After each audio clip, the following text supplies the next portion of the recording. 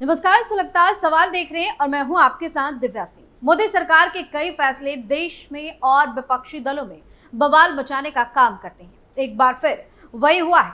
लोकसभा में एक ऐसा बिल पास हुआ है जिससे विपक्ष की कुछ पार्टियां बौखलाई हुई हैं, छटपटाई हुई हैं, लेकिन इनकी बौखलाहट को लोकसभा में ही अमित शाह ने शांत कर दिया। एक एक कर जब अमित शाह ने इनके कारनामे गिनाने शुरू किए तो खासकर टीएमसी के नेता संसद से भागने पर मजबूर हो गए। लोकसभा में पास हुए बिल और विपक्ष की बेचैनी पर तमाम तरह के सवाल सुलग रहे। लोकसभा में इमिग्रेशन बिल पर बवाल क्यों? किस पार्टी की बढ़ी सबसे ज्यादा बेचैनी? बांग्लादेश बॉर्डर पर कौन रोक रहा फेसिंग? कैसे अमित शाह ने खोला संसद में राज? इन सवालों ने सियासी पारा हाई कर दिया है और विपक्षी दलों की छटपटाहट को भी बढ़ा दिया है। सुलगता में आगे बताएंगे अमित शाह ने संसद में किसकी खोली पोल। लेकिन सबसे पहले बात इमिग्रेशन बिल की। संसद के बजट सत्र का दूसरा चरण जारी है। इसी बीच लोकसभा से इमिग्रेशन बिल पास हो गया। घुसपैठ और अवैध अप्रवास रोकने के मकसद से लाए गए इस बिल का नाम इमिग्रेशन एंड फॉरेन बिल 2025 है। लोकसभा में इमिग्रेशन बिल को लेकर चल रही चर्चा में केंद्रीय मंत्री अमित शाह ने हिस्सा लिया, जिसके बाद सबकी बोलती बंद कर दी। क्या है विधेयक के महत्व? इस विधेयक के महत्व का जिक्र करते हुए लोकसभा में गृह मंत्री ने कहा कि जो प्रवासी भारत के विकास के लिए आ रहे हैं, हम उनका स्वागत करते हैं। जो लोग देश में शिक्षा के लिए, व्यापार के लिए, रिसर्च के लिए आते हैं, हम उनका स्वागत करते हैं। पीएम मोदी का लक्ष्य है कि साल 2047 तक हमारा देश एक विकसित राष्ट्र बने। इसी वजह से हम कई पुराने कानूनों को खत्म किए। अमित शाह ने कहा कि आव्रजन कोई अलग मुद्दा नहीं है, देश के कई मुद्दे इससे जुड़े हुए हैं। राष्ट्रीय सुरक्षा के दृष्टिकोण से ये जानना बहुत जरूरी है कि देश की सीमा में कौन घुसता है। हम उन लोगों पर भी कड़ी नजर रखेंगे जो देश की सुरक्षा को खतरे में डालेंगे। साथ ही कहा कि 10 साल में हमारा अर्थतंत्र 11वें नंबर से 5वें नंबर पर पहुंच गया है। पूरी दुनिया के अर्थतंत्र की सूची में भारत एक चमकदार जगह बनकर उभरा है। भारत मैन्युफैक्चरिंग का हब बनने जा रहा है। ऐसे में हमारे यहाँ विश्व भर से लोगों का आना बड़ा स्वाभाविक है। देखिए संसद में क्या कहा अमित शाह ने। मान्यवर बिल लाने का मुख्य मुद्दा वो है कि इमिग्रेशन एक प्रकार से आइसोलेटेड मुद्दा नहीं है। देश के कई मुद्दे इसके साथ जुड़े हुए हैं और कई प्रकार के मुद्दे डायरेक्टली नहीं तो इनडायरेक्टली इसके साथ जुड़ते हैं। हमारे देश की सीमा में कौन आता है, कब आता है, कितनी अवधि तक आता है और किस उद्देश्य तक आता है, ये जानने का अधिकार इस देश की सुरक्षा के लिए बहुत जरूरी और ये कोई नया विचार नहीं है। आगे मैं बताऊंगा, कई सालों से अधिकार अलग अलग कानूनों में चित्रे पड़े थे। हमने एकत्रित कर यहां लाने का प्रयास किया है और ये विधेयक के पास होने के बाद संपूर्ण व्यवस्थित, एकीकृत और अप टू डेट लेखा जोखा हर भारत में आने वाले विदेशी नागरिक का रखने का काम होगा। ये मैं इस सदन को आश्वासन देना चाहता हूं और इसके माध्यम से ही देश का विकास भी हम सुनिश्चित कर पाएंगे। जो देश को विकसित करने के लिए आते हैं, व्यापार के लिए आते हैं, शिक्षा के लिए आते हैं, R&D के लिए आते हैं, वो सबका मैं स्वागत करता हूं और सुरक्षा को जो खतरे में डालेंगे उन पर हमारी कड़ी नजर भी होगी, निगरानी भी होगी। तो दोनों दृष्टि से मान्यवर ये बिल एक प्रकार से हमारे सभी उद्देश्यों की परिपूर्ति करने वाला है और ये आज की बात नहीं है मान्यवर। चिर पुरातन काल से हमारे उपनिषदों ने वसुधैव कुटुंबकम का नारा पूरे विश्व में, जब कच्चा मांस खाते थे, वस्त्र पहनने का ज्ञान नहीं था, ऐसी अवस्था में दुनिया की कई सभ्यताएं जीती थी, तब हमारे मनीषियों ने उपनिषद का वसुधैव कुटुंबकम का कंसेप्ट हमसे सामने रखा। ये विधेयक भारत में एंट्री और बाहर जाने के लिए पासपोर्ट, वीजा, पंजीकरण और विदेशियों के नियम से जुड़ा हुआ है। इस बिल के कानून बनने के बाद इमिग्रेशन और विदेशी नागरिकों से जुड़े 4 पुराने कानूनों को भी खत्म किया जाएगा। इससे अवैध घुसपैठियों से देश का पीछा छूटेगा। इमिग्रेशन एंड फॉरेन बिल 2025 के कानून बनने के बाद सरकार के 4 कानून खत्म हो जाएंगे, जिनमें foreigners act 1946, passport act 1920, registration of foreigners act 1939 और इमिग्रेशन एक्ट 2000 शामिल है। इमिग्रेशन बिल का विपक्ष क्यों कर रहा विरोध? विपक्षी दलों ने विधेयक का ये कहते हुए विरोध किया कि वर्तमान सरकार असहमति के स्वरों और विचारों को बर्दाश्त नहीं करती, इसलिए ऐसे लोगों के आने और जाने को रोकने के लिए ये बिल लेकर आई है।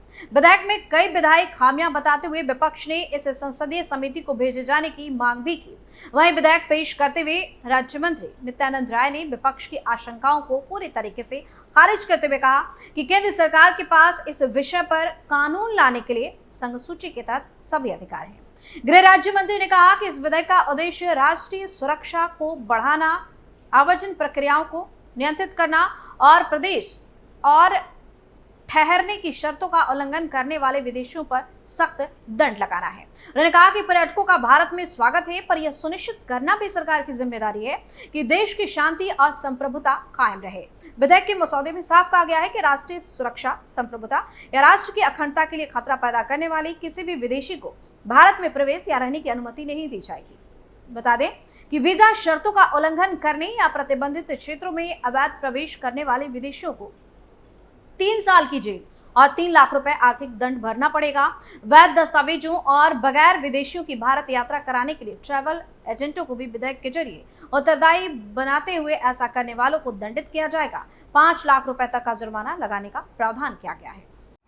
बांग्लादेश बॉर्डर पर कौन रोक रहा फेसिंग? शेख हसीना के तख्तापलट के बाद बांग्लादेश से बहुत सारे लोग भागकर भारत आना चाहते हैं। बीएसएफ उन्हें रोक रही है। उन्हें भी संकट बड़ा है। इसे देखते हुए सरकार ने बांग्लादेश बॉर्डर पर फेसिंग यानी कि बाड़ लगाने का काम शुरू किया, लेकिन कई जगह काम नहीं हो पा रहा। इसे लेकर संसद में सवाल पूछे गए। ममता बनर्जी के सांसदों ने भी कई सवाल उठाए। इन सभी सवालों के जवाब पर गृह मंत्री अमित शाह ने संसद में पेश किए। इमिग्रेशन बिल पर पेश करते हुए अमित शाह ने जवाब दिया कि बांग्लादेश बॉर्डर पर फेसिंग कौन रोक रहा है। शाह ने कहा कि मैं सब कुछ बताने के लिए तैयार हूं, लेकिन टीएमसी के लोग सदन छोड़कर भागे नहीं, यानी कि सदन छोड़कर जाए नहीं। ज्यादातर बॉर्डर पर फेसिंग का काम चल रहा है। हमारी बांग्लादेश से सटी हुई सीमा 2216 किलोमीटर है, उसमें से 1653 किलोमीटर बाढ़ बन चुका है। बाढ़ के पास का रोड भी बन चुका है और चौकियां भी बन चुकी है। सेज फेसिंग की लंबाई 563 किलोमीटर है। ये सीमा आज भी खुली है। सेज फेसिंग जो 563 किलोमीटर है, उसमें 112 किलोमीटर ऐसी है जहां नदी, नाले, पहाड़ियां आदि के चलते फेसिंग नहीं हो सकती। 450 किलोमीटर में फेसिंग रुकी हुई है, क्योंकि केंद्रीय गृह मंत्रालय की तरफ से कई बार हमने लेटर लिख दिया, लेकिन पश्चिम बंगाल की सरकार यानी कि ममता बनर्जी यहाँ फेसिंग बनाने के लिए जमीन ही नहीं दे रही है। इसकी सिर्फ एक ही वजह है कि बंगाल सरकार घुसपैठियों को सपोर्ट करती है। कैसे संसद में हुई टीएमसी नेताओं की बोलती बंद?